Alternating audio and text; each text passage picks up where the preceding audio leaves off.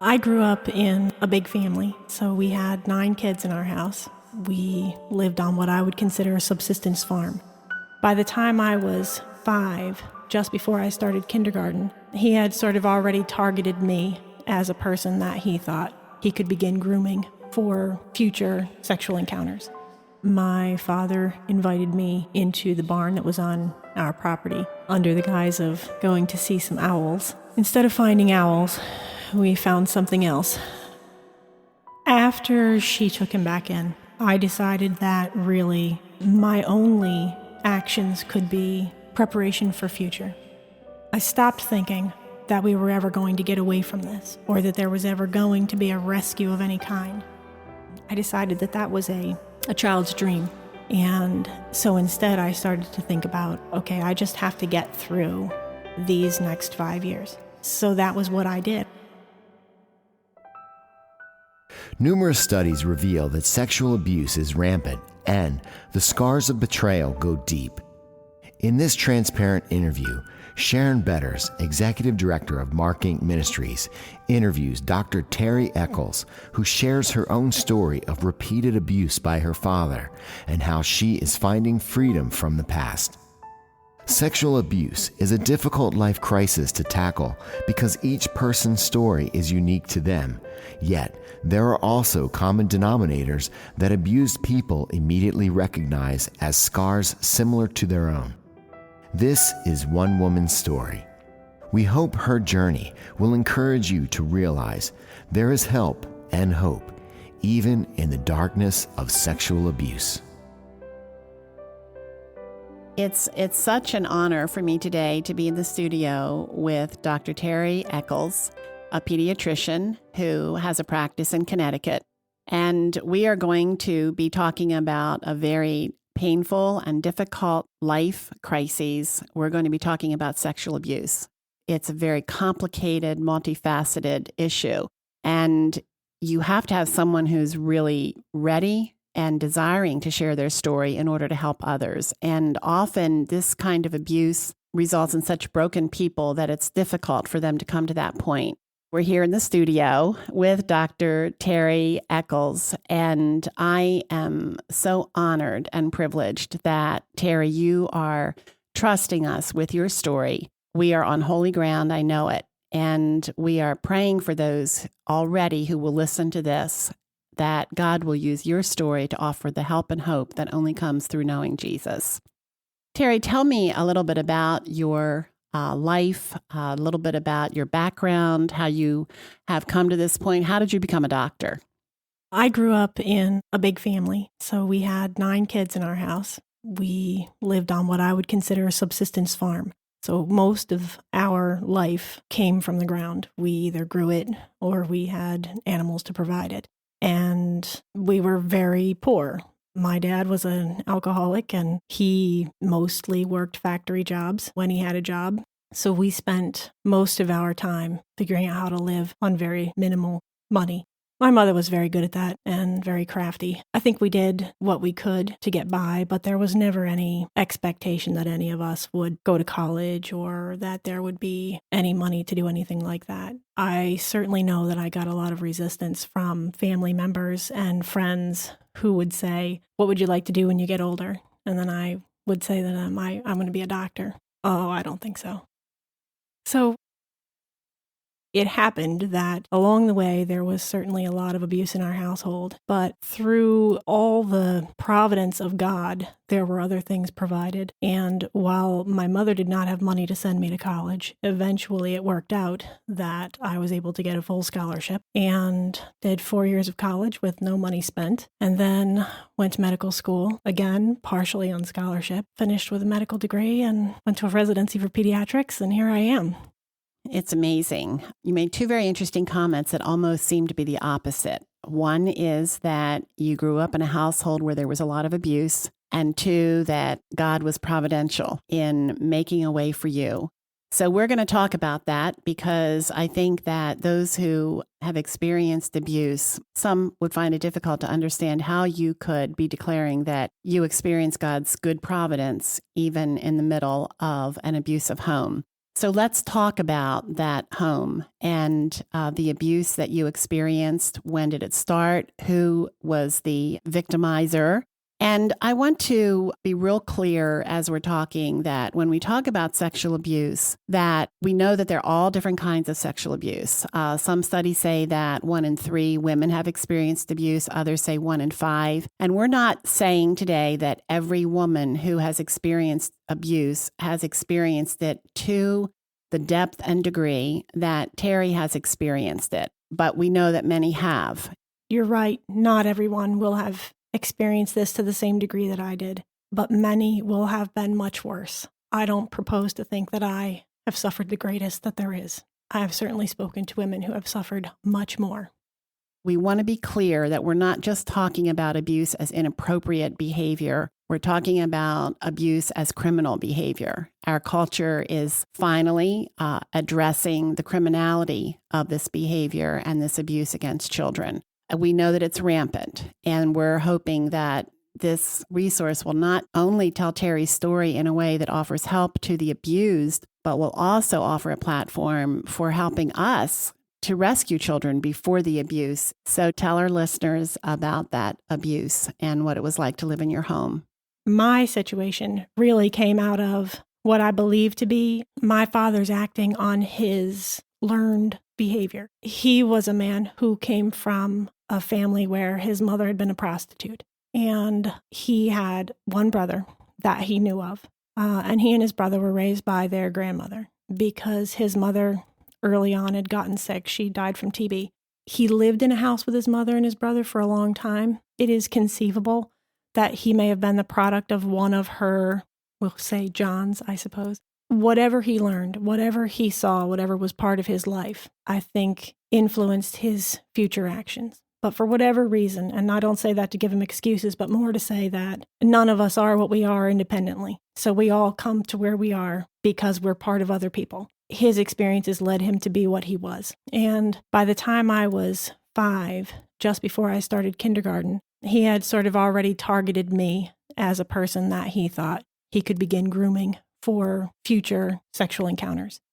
So at 5 was the first time that I can remember that we had any encounter where I thought that something was wrong. Certainly he was loud and he was abusive to my mother and he was cruel in other ways. But on that one instance, he had taken me into the barn that was behind our house. And I won't give you all the details, but in about a 10-minute activity, had started touching me in a very personal, private way that even though I could not have explained to you as abuse, I knew was wrong and certainly was very uncomfortable with.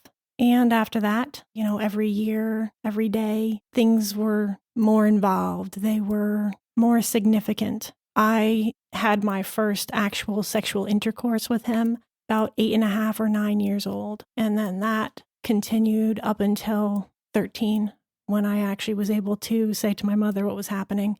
And then after that, because he did not leave our house, there were no more intercourse episodes, but there was continued touching and intentional manipulation of parts. You talk about, you just mentioned that you told your mother when you were about how old? 13. When you were 13. In your book, you describe that episode, and I think it touches on so many aspects of your story. I'd like for you to read that, if you would, right from your book. Sure. Suddenly, I was a part of the trees around me. I was unfeeling and unreachable. My mind soared in the treetops with the birds.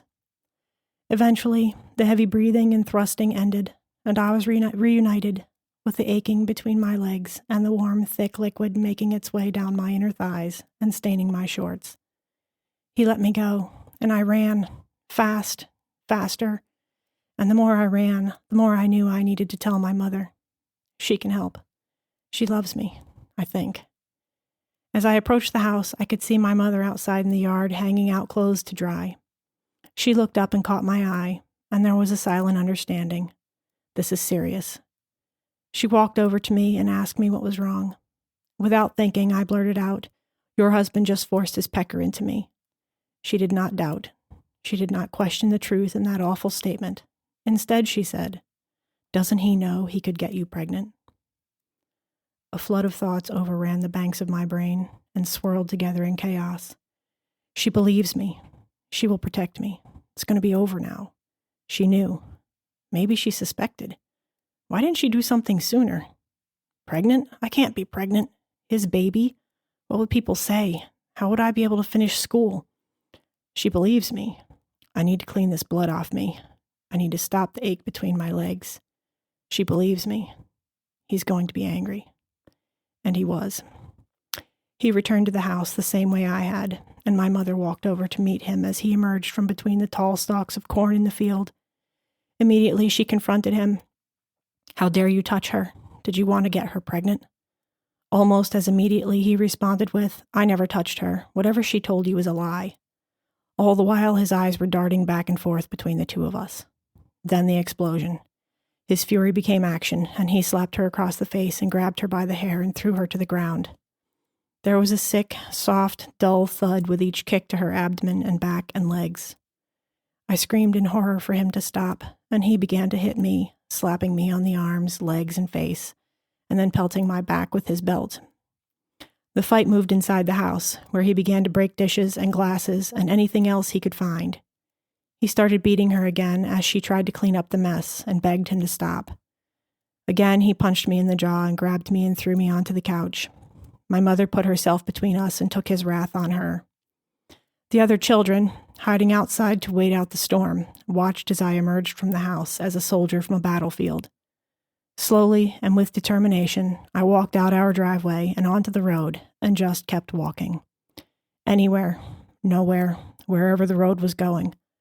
Cars passed my bruised and bloody body, loosely covered with torn clothing. No one stopped. No one slowed down. No one cared. Eventually, one of my older brothers drove up in his truck and told me to get in. I did, and he drove a few miles to his girlfriend's house. There in this stranger's front yard, the two of them stood talking for what seemed like hours, but was probably closer to 10 minutes. She would occasionally lean to her left to look around him as she faced him, to sneak a glance at the horror on the other side of the windshield. So there it was, no help to be had by strangers passing by on the road, and none by this curious Barbie doll. Alone, in a rusty yellow pickup, in a bruised and aching body, in a confused and ever more increasingly walled-off mind. As my brother got back in the truck, it was as if nothing had happened. He spoke and acted in a business-as-usual manner and drove home. When we turned into the driveway, my dread and fear were replaced by quiet rejoicing and hope. No car. My father was gone. He had apparently said he wasn't coming back. Could that be true? Was it over? As if talking about the traumatic events of that day or speaking his name would cause him to reappear, everyone was quiet. Dinner time with 8 kids packed around a small table was quiet. No sudden moves, no loud banter, no arguing over who got the last piece of fried chicken. Just forks clinking on plates like a metronome, setting the tone for the evening and the occasional whispered request to pass something. The loudest noise in the house was the pounding in my head. After dinner, everyone played quietly and without arguing, something that my mother had requested of us many times, but that we were never able to achieve. The house itself seemed somber. The lights seemed dimmer, and the air felt heavier. Still, he did not return. Still, I hoped in silence that my dreams of rescue had come true. The silence in the house the next day hung heavy like a thick fog that settles in every crack and crevice. It diffused the daylight and made everything feel dull and damp. Then, suddenly, the quiet was broken by a sound. The phone that hung on the wall in the kitchen was clattering for attention. I strained to hear every word from my mother's mouth. First, concern. Are you okay? Then, acceptance. Okay, I'll send one of the boys. It was over. No more quiet peace. No more help. No more dreams of rescue. I was exhausted physically and mentally, having climbed the mountain looking for a lush green valley on the other side, only to find a sharp, steep drop-off into a rocky ravine. There had been disappointments before, but this was the worst. She was going to take him back. I did it. I told her. I know she believed me. And she was going to let him come home.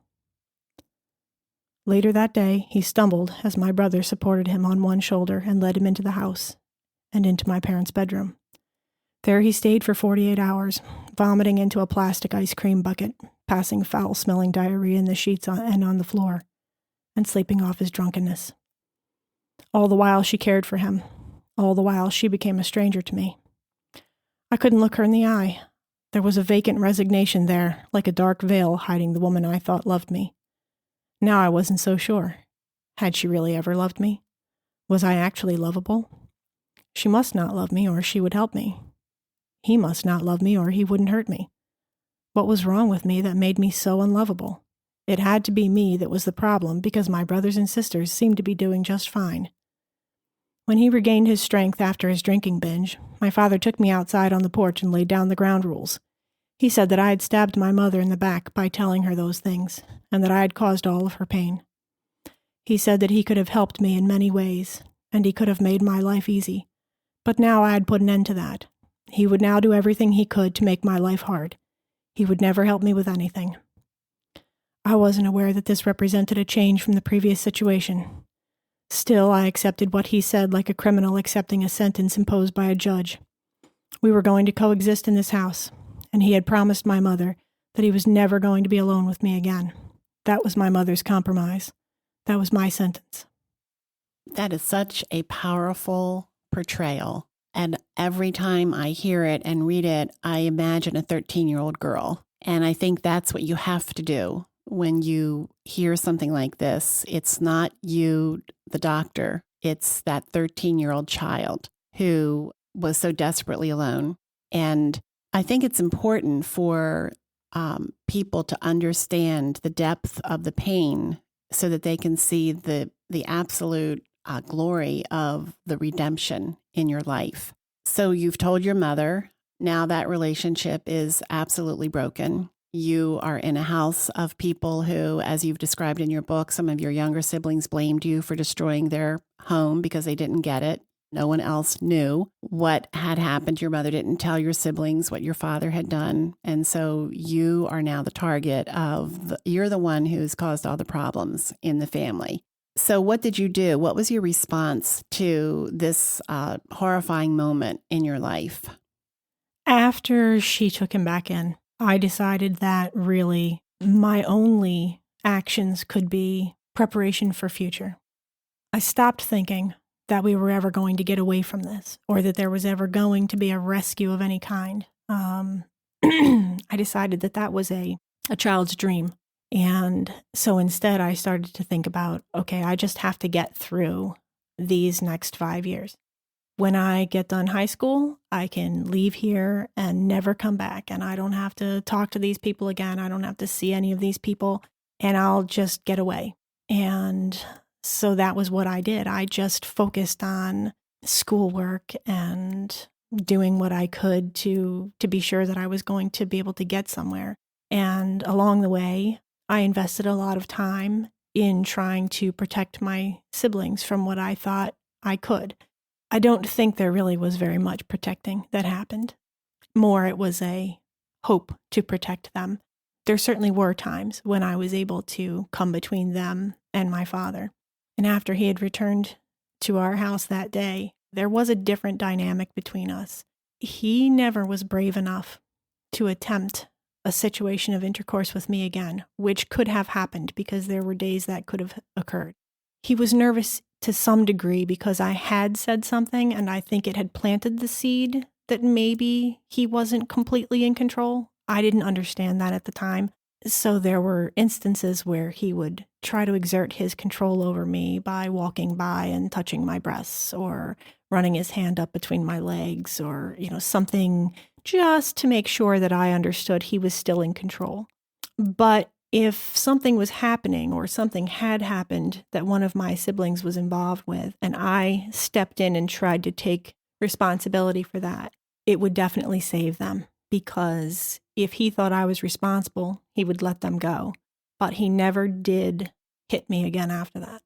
He was afraid to fully exert his power over me. So while I didn't recognize that at the time, I can see now that he had already started to lose some of his power. It didn't feel like it. to a kid.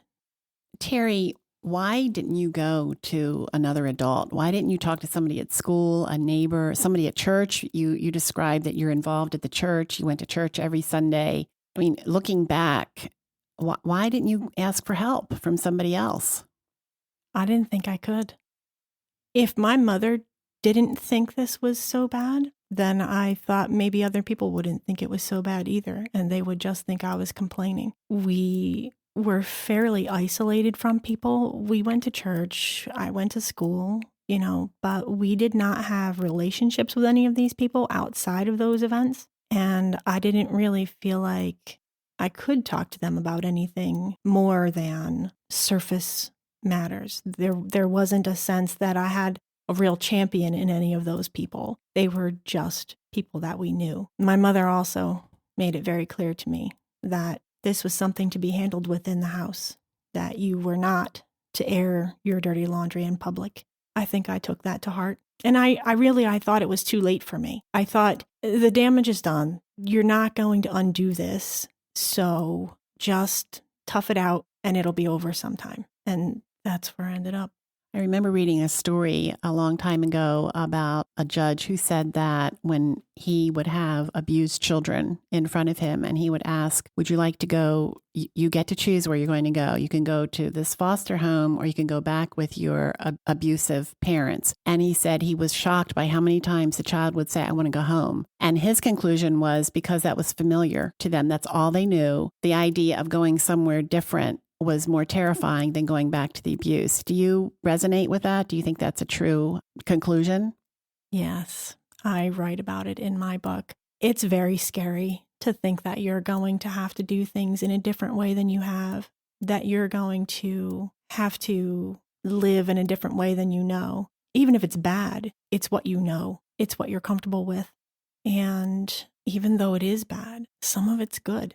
And that's the other part, that's the draw. It's the reason it's easy to stay, because even in a house where the most horrific things are happening, there are good things. There are birthdays and baseball in the side yard and all those things that kids enjoy. And it's not every minute of every day where you feel like it's total desperation. It's normalcy, as much as you can say that word, punctuated by these terrible events. And so it's easy to convince yourself that it's worth sticking it out through those times to have the rest of it with people that you know, in a place that you know, with rules that you understand. So you're 13 years old and you know that there's not going to be any rescue from the people that should be protecting you and caring for you. And you do describe how much you loved your mother and how much you appreciated her, especially as you got older and you looked back over how she cared for you. But now you're still a child. In my eyes, you're a child who now has to be a grown up and take care of herself. So you throw yourself into school. As you become that student who would be the top student in her graduating class, what happened along the way that gave you the courage and the hope that it was time to try again to report your father? Probably a combination of events. Going through the process of deciding that I'm never going to get out of this, or worse yet, that maybe I'm not worth rescuing from this. The only way a person can say that that's really the case is if you're only ever in this prison that's been built around you. And this is where it's so important about the people who interact with you from the outside. Because if I didn't ever get outside those prison walls, if I didn't ever meet other people who lived in different ways and thought different things, then I would still think that what was happening to me was acceptable. Not okay, but acceptable.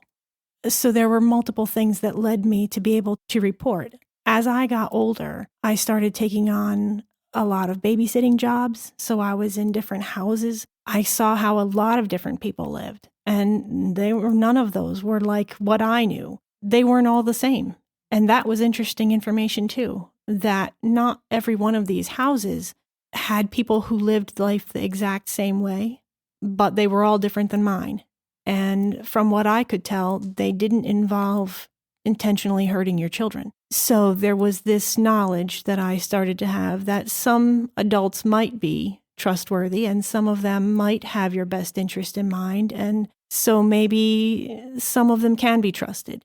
And I think I just sort of tucked that away and held on to it for a while.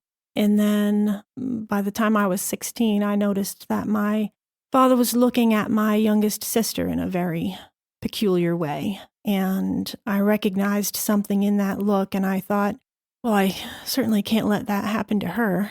And that's where that bit of courage came from, I think. I had learned that background knowledge, that some people could be trusted and that some people really did seem to have children's best interest in mind.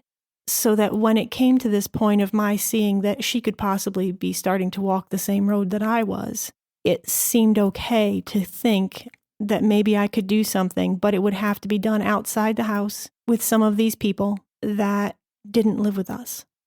And that's why I was able to eventually make that report. And who did you report it to? One of my teachers.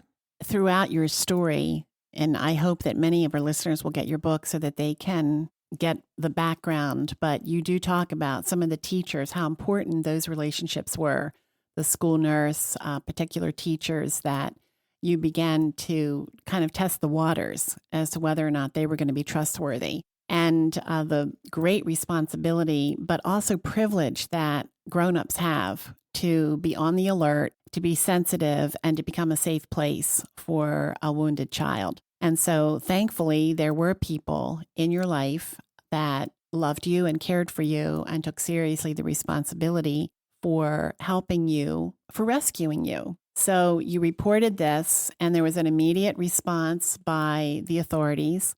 What happened next? They sent some detectives to my school, and they took down my story for what I was able to verbally give them. And then they asked if I had anything that could corroborate what I was saying. Could I put dates or times or other things together that would make it more clear that I hadn't just invented these stories? And of course I did. I had been writing things down. And so I'd brought with me a couple of notebooks where I'd been putting in dates and things that had happened. And so I had given them those pieces of information, and it made it very easy for them to quickly know that what I was saying was real. Why did you do that? Why did you write things down? It was the only way that I could deal with it. I didn't have anybody I could talk to about it. And if you just keep that all in, it's poisonous. But if you can even write it, even if no one else ever hears it, if you just write it, it gets it out somewhere. And in writing, I process. Everybody has their own way of dealing with things. Not everyone writes. Some people call their girlfriend on the phone or whatever it is. But and I certainly do process through conversation. That's happened many, many times in my life. But if I can't get conversation, writing is an adequate means for me. And as I wrote those events down all along, it seemed important to me to keep it. And I don't know why. I suspect that was the Holy Spirit's doing. It just seemed like the right thing. So you have reported this. The detectives believe your story. Your father is arrested. Long story short, your father is sent to prison.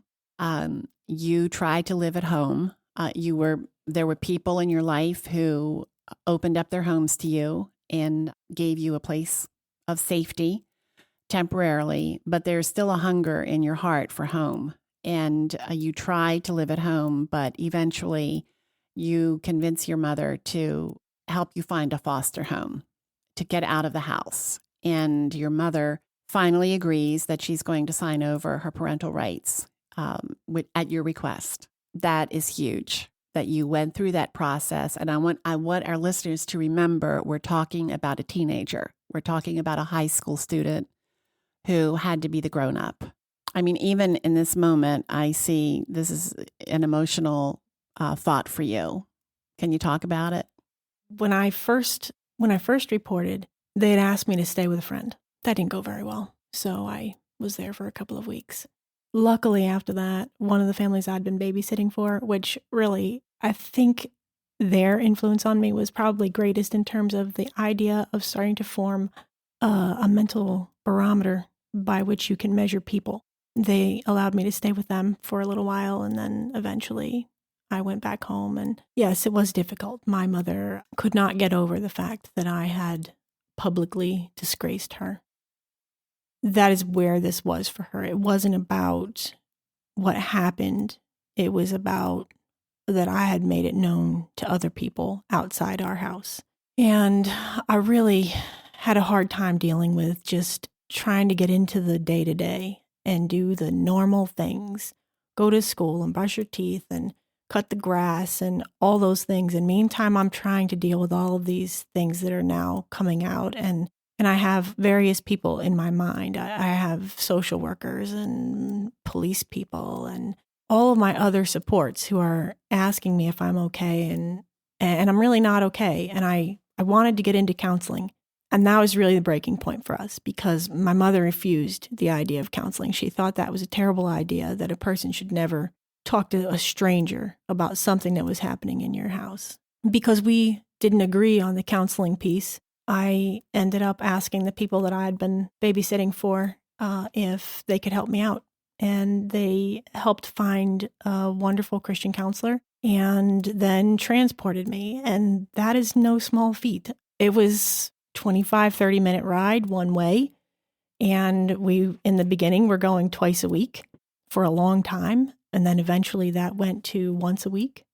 And then, eventually we went to about once a month, and things kind of were a little easier. But that's a lot of time invested.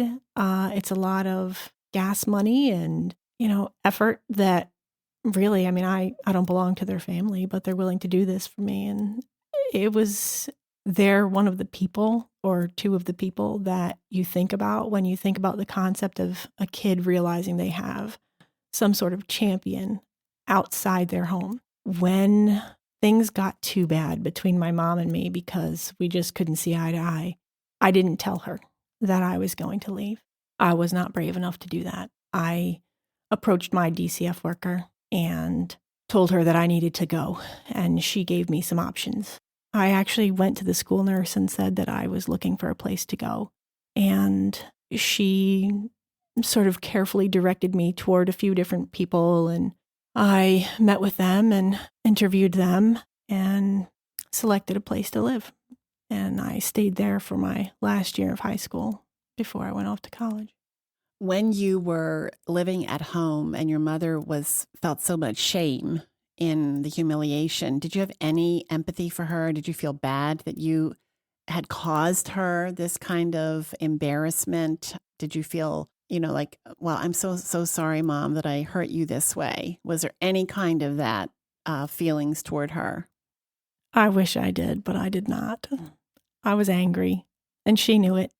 It was part of the reason that it was time to go. We could not speak civilly. She wanted to go back to the idea of this sort of perfect mother-daughter relationship where she's the protector and caregiver and I'm the loving daughter who's going to respond kindly to those things. And I couldn't do that. I didn't see her as that, and I felt that she had failed me, and I did not treat her well. I was intentionally hurtful in the way I spoke to her and dealt with her. Those are days I wish I could take back, but no, I was not kind.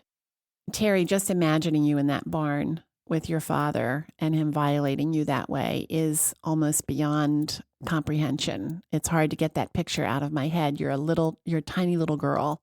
What happened over the next few years that didn't send you screaming to somebody, to your mother, to a sibling, to a Sunday school teacher? How did your father control you and manipulate you?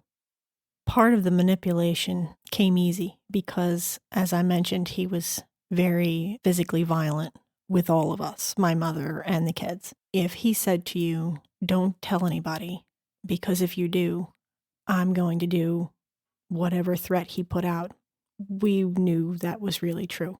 When I was little, the threats were more emotional based. I was a people pleaser kid, very eager to do what I could to gain favor with someone. And I think that can be a good attribute and a bad attribute depending on who is exploiting it. And he used that to his favor. Over time, as I got older and he was progressing in how much and how often he was violating me, the threats were different. It became sometimes very physical. If you say something, I'll break your arm. Or if you say something, I'll shoot you. So those threats were very real to me. He didn't have to go very far to convince me that he meant business, that if I did do this thing, if I revealed anything about what was happening, there would be serious physical consequences. And not just for myself, for everybody else in our household. It kept me from saying anything. And all the time, he's grooming me. He's setting this stage where every time he touches me, every time he takes me somewhere to get me away from the house so he can be in a private location to do whatever he wants, he's teaching me one more time, I'm not worth anybody taking care of. One of the things that I have thought often as I've listened to you tell your story, and also when I've read your book, is you describe pleading with God for him to rescue you. You describe how there was a time where you just completely gave up on any thought of rescue. And yet now, as you look back, you have clearly stated in your book and in our conversations that you feel as though the Lord was with you all the time. How can you think that when you also have been seared with this perverted behavior from your father? Well, if you ask me, how can this happen? Which is really what you're saying. And if it happens, then where is God when it happens? The only answer I can give is that God is God. He is master over heaven and earth and even hell. So if I imagine that something happened to me that he was either unaware of or did not have control over, then he is not God. So since he is, and I know that, then I know he had control. And this is the piece that I think when you're a kid and when you're in the middle of it, you can't see that. And I begged God because to me at that age, he was the giver of good things. He was, sort of like a Santa Claus with rules. And as a kid, I don't think you understand necessarily that sometimes the right answer is no. When you're a parent and you have kids, you can't always do what they want. You can't always give them what makes them happy or what makes them feel good at that moment, even though it really would make them feel good. If he's a God and he's all powerful and he's worried about more than just me, he's worried about everybody, then I have to trust that his plan is perfect. If I look at it now and I can look at what happened in my house and with all things that have ever happened to me, I can say to you that there was more good to be accomplished by having had that happen to me than there has been bad. And it takes a long time to get to that point, to be able to see that and say that. But if you look at all of the events that I was involved in and all of the things that my father did to me, I never had any serious injury. I never was given any terrible diseases that certainly could have been a possibility. I never became pregnant. I certainly suffered at his hands. That's true. But none of the worst consequences that could have happened, including death, came my way. That's the protection. That's where you can say, God was there.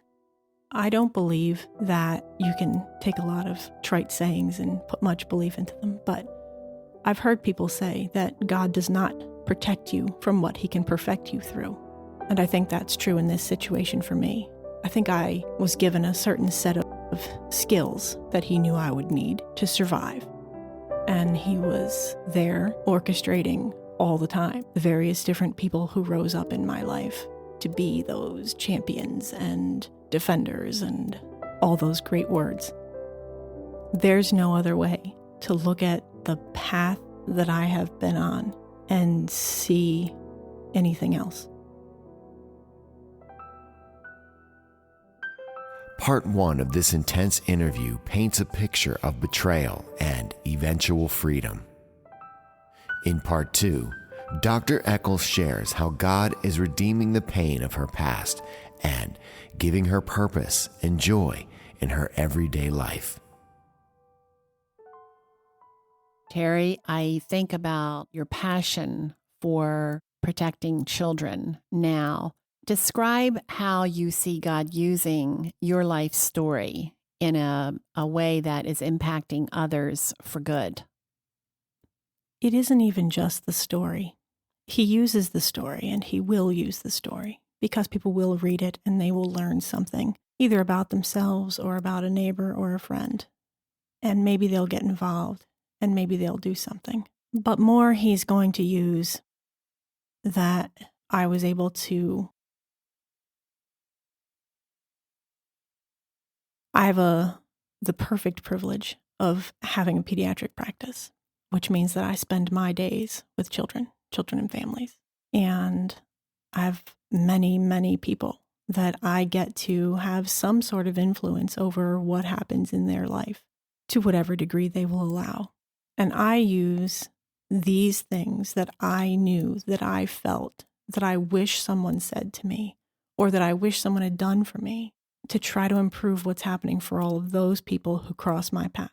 I don't want to think that there would ever be a kid who would come through my office who would not hear that message of, you're important, someone cares about you, and these things are not okay, ever. And if they ever happen to you, not only is it okay to tell, but you should tell, and you must tell. And when you tell, I will believe you. And what about their parents? How do you educate children in this way in your practice? I mean, you're a busy doctor. You only have a certain amount of time with your patients. How can you be intentional? How are you intentional in equipping children and their parents? I educate them together. So when I have a conversation with kids, it depends on how old they are, how that sounds. But I have a routine set of things that I go through starting at 3. So at 3, I say to the parents, this is a time that you need to start talking to your kids and make sure that they understand what parts of their body are private. They need to know appropriate names for boy parts and girl parts. And you should start talking to them about a list of people that you think it's okay to look at and touch their private parts. Then at 4, I start a discussion with the kids. So usually 4, 5, and 6, definitely 4 and 5, when they're here, you're in our office for a checkup. I spend 5 or 10 minutes, however long that takes with them, and go over what sounds like a laundry list of safety for them so that it doesn't come out as this odd thing that she just threw out at me. We start with, what do you have to do to be safe in a car? And we talk about seat belts and car seats. And then we talk about parking lot safety. And then we talk about, what do you do if you're outside and someone approaches you and wants you to come with them? And then we talk about, did you know that some of the parts on your body are private? And if they are unaware or just embarrassed enough not to say, then we go further with that discussion, and we talk about, how do you know what's private? So I define that for them. Private means it belongs just to you. And then I ask them, have you ever been swimming before? Yes. Okay, did you wear a bathing suit? Yes. Well, why do you have to wear a bathing suit when you go swimming? I don't know. Well, can you go swimming naked? No. Why not? I don't know. So then I say to them, you don't go naked because that way the people that you're swimming with can't see your private parts. So then we now have a definition of what's private. Private is covered by your bathing suit. So then we talk about, if you're a boy, you have 2 private parts. And if you're a girl, you have 3. And that's as far as that discussion goes with them. I don't make it very weighty. And then I make sure they understand that because they're private, only certain people get to look at them and touch them. So only you, because they're yours and you have to keep them clean. And then we talk to mom or dad or whoever's there with the kid and find out who those allowed adults are in their life. So we'll define them right then and there for each individual kid. So for some people, that might just be mom. For some, it's going to be mom, dad, and grandma, or whoever it is. And then we clearly lay that out. So then I repeated it again. All right, now in the whole world, the only people that get to look at or touch your private parts are, and we talk about it. And they only get to look at or touch if they're helping you to get cleaned up or helping you get dressed, or if you've been injured and you need to show it to them. I don't give blanket rules for you can touch, even to your parents. I don't care. There are some times that that's okay, and sometimes it's not. I think that's a very good point because your father was the one who was touching you And so you have to be specific about the purpose in the touching too. One study that I read said that children are most vulnerable to sexual abuse between the ages of 7 and 13 years of age. So I can see why starting when they're 3 is so important and helpful. You also said in your book that children do not see anything sexual about their private parts. To them, it's just another part of the body.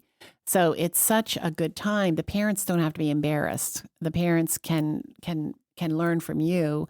We're just talking about, like we're talking about washing your hair and brushing your teeth, and this is just part of who you are. So I think that's helpful for parents too. If they don't have a pediatrician like you, parents who are listening right now, hear what Terry is saying about helping to equip your children.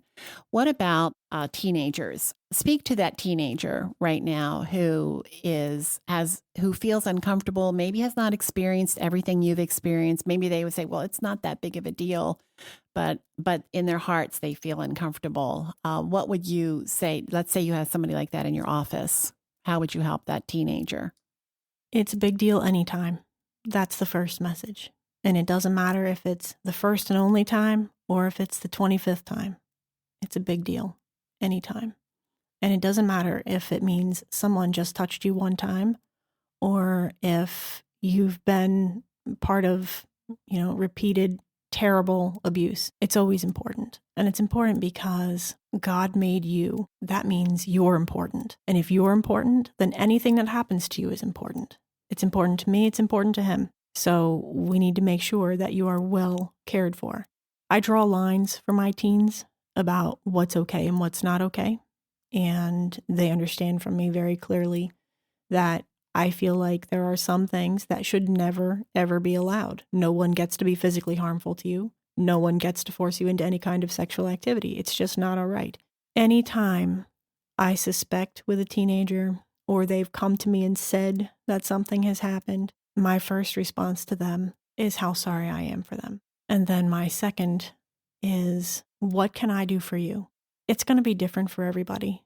And none of them answer that question the same because we all have different experiences, different families, different thoughts and needs.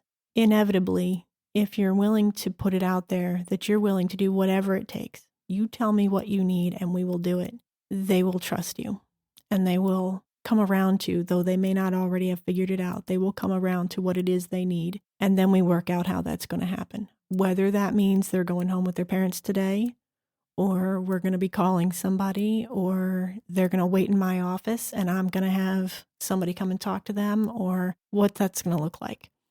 And I'm, willing to do any and all. Talk to the parent whose child has just told them the neighbor next door did something that made them feel really funny and strange. How should the parents respond to a child's quote unquote confession or words that they know something bad has happened to my child? If you're that parent, first you're going to want to know exactly what. So I imagine there's going to be a certain amount of questioning. What happened? How did it happen?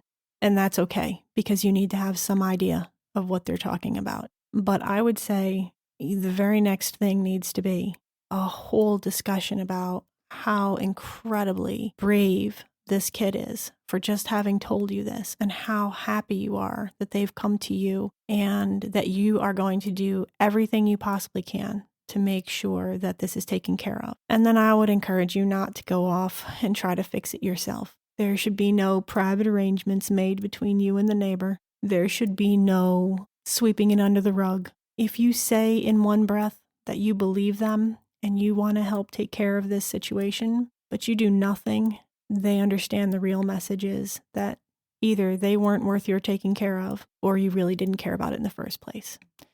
So you have to be careful that once you've heard it, you act on it. It doesn't matter to me whether you confront the neighbor or not. I would probably recommend not. Your next best step is to call somebody in authority. Go to the police department. Call somebody, a counselor who can get you hooked up with the right people. Do everything that you can to make sure that your child understands you heard what they said, you believed it, and that you are willing to make it right. How important is that initial response from any adult to that child? I think it's very important because if I think about what my mother did when I first told her, she responded in a way that let me know that she didn't doubt what I said, which meant that she either knew or suspected or that she thought it was okay. But she did immediately confront him. I understood from that she thought it was wrong, but she couldn't follow through. And so she allowed him to come back. So your immediate response is very important because it's going to let your child know whether you're really in their corner or not, but it's weak if you can't follow through. I'm thinking of, as a mother, if my 5-year-old were to tell me that someone that I trusted had abused them, that my gut response would want to be rage, crying, and this is a 5-year-old child in front of me. And I think you addressed this in your book. Your thing was children that young do not see this as a sexual thing of shame. And it's very important for the adults in their lives that you can minimize the damage that has been done by the way that you respond. It's all in perspective. Parents get very concerned and upset because to us, we understand it to be a sexual crime.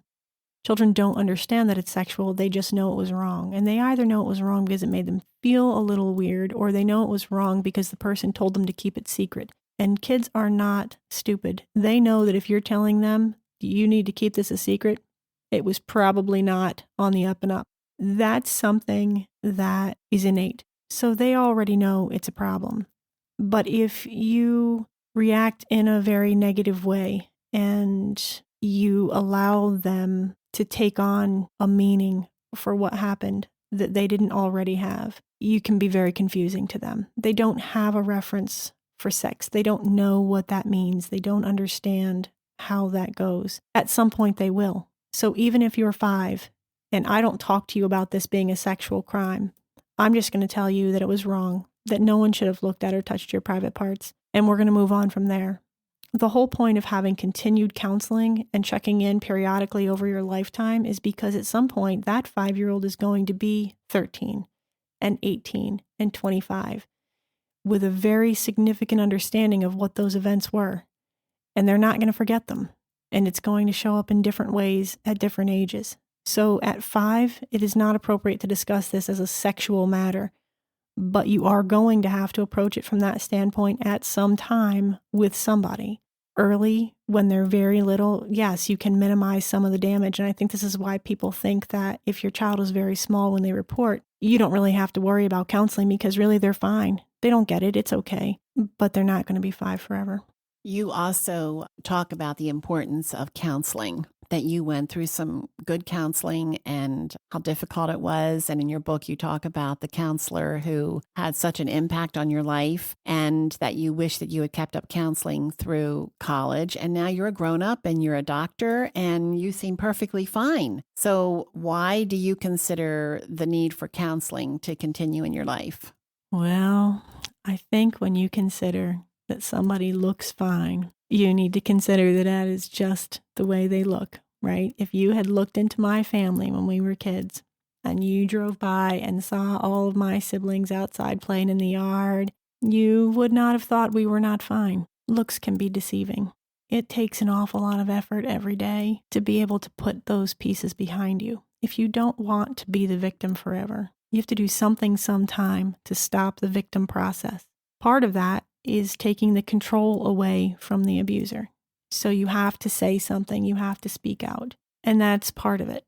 But the other part of not being a victim is recognizing those things that victimize you. Because once you've been a kid who's been in this situation, for the rest of your life, some of those things are going to come into your day-to-day existence. Not necessarily in a threatening way, but they may be unknown to you, triggering some of your past feelings and thoughts and actions. This is why the counseling is so important. You need to be able to learn yourself, to recognize where those things have so deeply injured you or left scars that you need to be aware of. And I would just give an example. Everyone's different and every situation is different. You would have your own set of triggers, but My husband bought a shirt a couple years ago that went right in the garbage because I cannot see him wear that shirt. It looks too similar to something that I had seen on my father. And my husband is a tall man, and his figure reminds me when I see him in that shirt of my dad. Now, my dad was not as tall as my husband is, but when you're 7, he seems much taller. And so I think, to me, that's one of those things. I have to know about myself that some things are just not going to work for me. I'm never going to be a person who's going to go to the movies with my husband to see a James Bond flick. It's not going to happen. He's welcome to go and take my son and have a great time, and I'll see you when it's over, but I'm not going to be there. And why is that? Because James Bond is one of those things that my dad enjoyed, and I connect that in my head. And no matter how much I want to try to take that connection away, I can't. Even more than that, some of the most powerful things that can evoke past memories for people are smells. I have certain smells that I just cannot stand to be around. If you don't know these things about yourself and you don't understand why it bothers you or how it affects the choices you're going to make, then you could be in your day-to-day existence every day continually being triggered by things that cause you to either be irritable with other people or to put yourself in a harmful situation or to make a choice either for yourself or for someone else that really is going to have negative consequences just because you don't understand what the consequences are of all those events you've already been through. That's why the day-to-day counseling is so important. That's why even though I may be a successful physician and I have a family that is really awesome, I spend time with a counselor. I talk to her on a monthly basis just to check in. It's invaluable to me. Over the years, when I've talked with women who have experienced abuse of any kind, not only sexual, but parental, physical, emotional, I'll try to explain to her that she views life through broken lenses and that she needs people in her life to speak truth to her over and over and over again, that she could accept the truth and for the next month or 6 months say, okay, I see that. I get that. What my brain is telling me isn't really true, and I'm working hard to overcome it.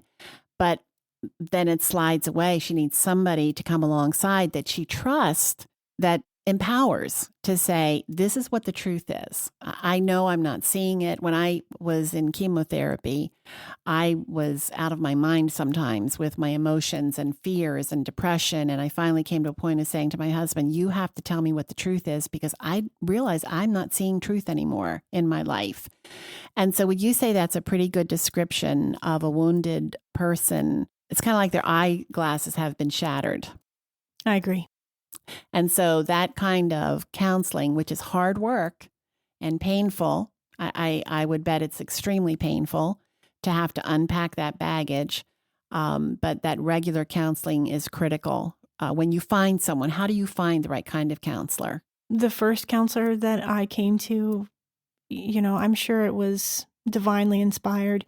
I first went to see the pastor at my church, and that lasted for just a very short time before he was able to give us a recommendation for this other person, which is where we ended up. He was an amazing Christian counselor. He'd been counseling for a long time and had lots of experience with people who had been through abuse. All of those things made him the perfect candidate for me. He was very gentle in the way he talked to you. I think that made a big difference for me. But really, I don't know how I came to find him except to say that I think that it was divinely inspired. I was out of counseling for a long time before I found the counselor that I have now. And I came to know of her through a Christian counseling website and had recommended a few patients to see her. I liked what I heard coming back. And so then I ended up calling her to go and visit with her myself. We've had such a great therapeutic relationship that even though she has since moved, I've maintained a relationship with her, through Skype. So where there's a will, there's a way.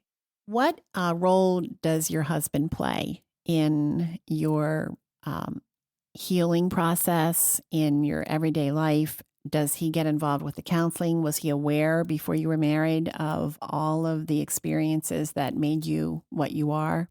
How has this impacted your marriage? The one word answer is I would say it's impacted my marriage negatively. However, there's probably a lot more to that. My husband was aware when we married that there had been child abuse. I actually had given him a lot of what I'd written to read before we ever got married. I think my husband, like a lot of people, didn't want that for me, didn't want that hurt or pain. And his response to that was to say, well, we'll just put that behind us and move on. That really doesn't work very well. He never wanted to speak about that again. There just never was going to be discussion about it. I think I didn't really need him to be a counselor for me. I wasn't looking for him to hash through all of these things with me, but it definitely impacted decisions that we made as a couple. And because he was so quick to dismiss what those events meant to me emotionally and mentally, I very quickly found myself falling into a situation where I allowed him to choose what we did, how we did it, where we went, and just kind of falling into that same pattern of allowing a dominant male to dictate my life. Now, he wasn't harmful in that he wasn't trying to hurt me. I don't mean to say that, and he certainly is not a physically aggressive person. But definitely it affected our ability to have adult conversation and discussions about things where there was a real give and take. It was mostly if I had a suggestion or a thought or an idea and it didn't match with his, then I automatically gave in to what he wanted. We've worked through a lot of that. He currently sees the same counselor that I do. It's been very helpful for us to understand each other better. What advice would you give to the spouse of the victim of sexual abuse? I guess number one, take it seriously. And probably number two, understand that because they're telling you they were sexually abused, it does not mean that the effects of that will only be seen in your bedroom. Yes, it's going to affect how your intimacy looks and feels, but it is also about every decision, every word, every argument that's ever going to happen in your house. It's about how you argue. It's about how you interact with each other, what you say, all of those things. So it would be well worth it if you're marrying someone or have married someone who's been through this to go to counseling together for a while to start to understand what that mindset means and how you can better help them through this process and yourself. In your experience, I'm sure you've talked with a lot of people who have experienced sexual abuse, married couples. Is it possible to have a healthy sexual relationship in a marriage when there is abuse in the background? I think it is possible. It would require that same level of caring and counseling that we were just talking about. If you did that from the time you were married and every decision you made came out of careful thought and consideration between you and your spouse and your counselor, and you understand better how the other person is going to receive any suggestion that you might make, I think it is totally possible. Someone coming from a situation of sexual abuse really does crave that wonderful love relationship that we all know is possible. We just have never had that in a safe, truly loving relationship. And I think it is definitely possible. I think it would require work on both people's part. Terry, we can't talk about this without thinking about the broken relationships with your family, your father. Your father went to prison, but he got out. You have multiple siblings who were damaged by all of this chaos. You're not sure of which ones suffered abuse, but it's likely they also suffered abuse. How do you put these pieces together as far as forgiving your father? Is it possible to forgive him? And how have you addressed that? I think it's possible to forgive. I have a number of years ago, maybe 10 or 11 years ago, written a letter to my father. I'm really heartfelt that I have forgiven him for what he did. And that while I have forgiven him, it's not because I think he's okay. It's because we are the same. And while I would not like to think that I am anything like him, we are both sinners. And when I accepted Christ as my Savior at 12, that's what I said. I'm a sinner, so I need help. And you're the only place to get that. So if I believe that for myself, then I have to believe that for him too. And I laid that out for him in this letter, that he has a pathway, because he doesn't need just my forgiveness, he needs God's forgiveness. And I don't know if he'll ever accept that. I don't know if he read that and even cared what I wrote. I didn't put a return address on it. I wasn't looking for an answer. I don't need that. And I don't really care whether we ever have any conversation. I just wanted him to know that this many years later, I was able to forgive him. It's required of me in the Bible that I need to forgive anyone who wrongs me. That's a really bitter pill to swallow when you feel like you've been wronged in the most amazingly intense way. But a wrong is a wrong, and I have wronged other people. And if I would like to think that I'm going to be forgiven, I need to extend that to other people. So, yes, you can forgive. Have I forgotten? No. Do I intend to? No. I think that would be silly of me to do that. I don't know where he is. In that, I don't know what his address is. I know what state he lives in. And I'm sure that if I were to encounter him in my day-to-day sometime and just bumped into him on the street, I would be probably very emotional about it. But I don't think I'm in danger of that ever happening. I don't think he would ever come looking for me. But I would never say that I would trust him. And I think that's where a lot of people get confused about whether it's okay to forgive somebody for something like this, because forgiveness and trust are not the same thing. And just because I can forgive you doesn't mean I have to forget what happened and trust that you're not going to do that again. I think I've given the example that if you play cards with me and you're a cheater, I can forgive you for cheating, but I am not likely to invite you to my game again, because it would be silly for me to trust that you necessarily wouldn't do it again. I think that's the way it is. And I'm perfectly fine saying that I have forgiven him. I have forgiven my mother. We've had conversation about it. She was a perfectly wonderful, flawed woman who did the best with the situation she had. When I was a teenager, I couldn't see that. And we had very bitter exchanges. When I got older and I could start to see a little bit from both sides, it was easier to accept that she's going to make her peace with God just like I am. We are really the same, except that I had the amazing blessings that God has given me to make my life different than hers. But I could have been the same. I could have had the same life she has. I could have had a house full of children and an abusive husband, and found myself in a situation where I might have made similar choices. I don't, but only by the grace of God. Terry, you talk about accepting Christ as your Savior, that you knew that you needed to be forgiven. You were only 12 years old. Can you tell us how that happened? I think it was the influence of my church and my Sunday school teachers and just a combination of things. But my mother was a Christian long before that. She had come to Christ right around the time that I was born. She was a constant influence for us in terms of, prayer and reading the Bible and really just making it a part of everyday discussion. And at some point, I suppose my heart was ready, and I actually just went to my mother and asked her if she would pray with me.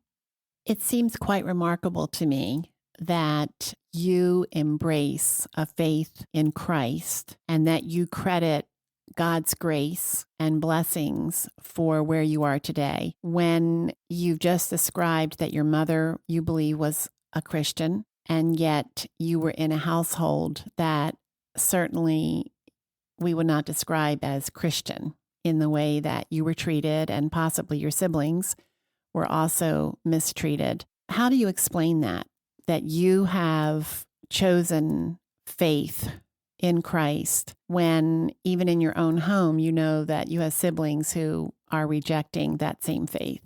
We all have that decision to make, whether you grow up in a house that is abusive or not, whether you grow up in a house where you attend church every Sunday or not. That decision is for every person to make on their own when they get to be old enough to understand the consequences of all those things. So whether we had abuse in our house or not, my siblings and I were all going to have to make this decision at some point. The thing that makes it different for me, that makes me able to accept that message of Christ and know that that is for me, is probably because of my mother's example. She definitely was a good Christian woman. She found herself in a situation where she was married to a man before she found Christ, and her interpretation of her faith was that she was to stay with this man forever and ever, regardless. And she felt that that was her Christian duty to stay in this marriage and make this work, and that maybe in some time he would come to understand what she had done and would accept Christ as his Savior. That never happened that I'm aware of. But she did live that example, and nothing she did or said was false to us. We knew where she stood with everything, and we understood why she was willing to do what she did. It didn't make sense to me, and that's because my mother, like a lot of people, mixed forgiveness with trust. And she felt that forgiving him over and over was a good idea, and that it was necessary.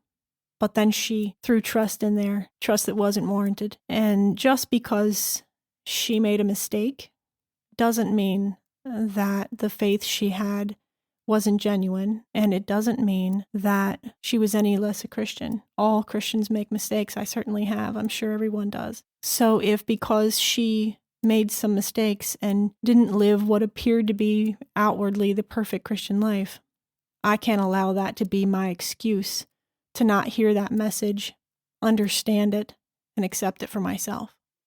Terry, your story gives so much hope to me personally, and I hope to our listeners, that God can turn ashes into beauty, that your conclusion about yourself when you were 13 years old, that there was no hope, that you were worthless, that you were broken, and nobody cared, has been transformed into a life that is impacting so many other people and protecting children, equipping parents, and sharing the help and hope that is rooted in your relationship to Jesus Christ. And it's such a privilege for me to know you and to listen as you share your story with that heart for helping others. Your book is just packed with more of your story, but also very practical things that we can do to protect children and to help other women and men who have been abused. And I think we want to make sure that we know that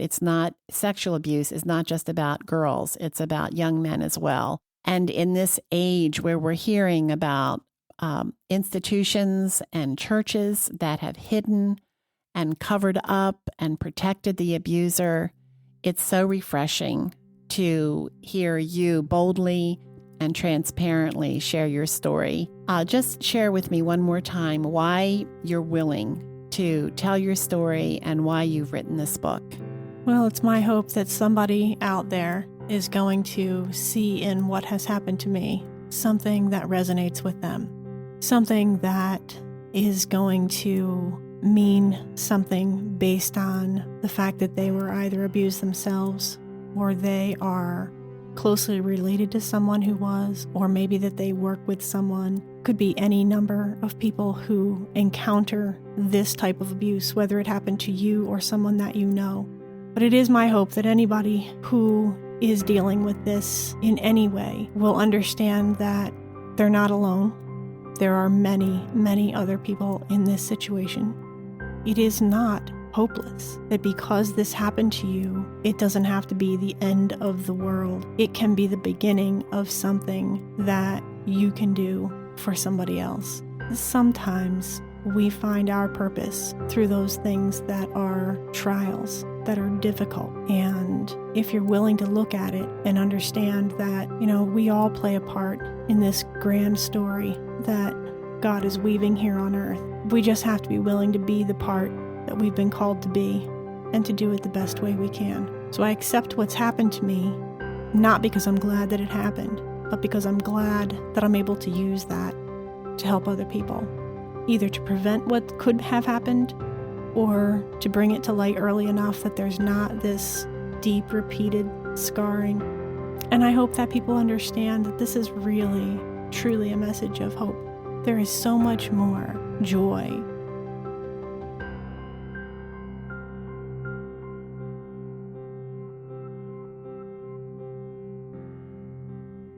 The entire Mark Inc. Ministries team, along with Dr. Chuck and Sharon Betters, are grateful for Dr. Eccles' willingness to share her story, not only in this interview, but in her book, Hope Blooms After the Storm, Heavenly Love and Encouragement for Those Who Have Suffered. You can purchase this book online or order from any bookstore. Visit us at markinc.org, where you will find many more resources that offer help and hope for life crises. Our Learning to See When the Lights Go Out audio library includes interviews on such topics as loss of a loved one, terminal illness, adultery, and many more. If you or someone you know or love is struggling, you are likely to find a Mark Inc. Ministries resource on that topic to offer a bit of hope to that pain. That website again is markinc.org. You can also contact Chuck and Sharon Betters in care of Mark Inc. Ministries at 2880 Summit Bridge Road, Bear, Delaware, 19701. Mark Inc. Ministries, making abundant riches known in the name of Christ.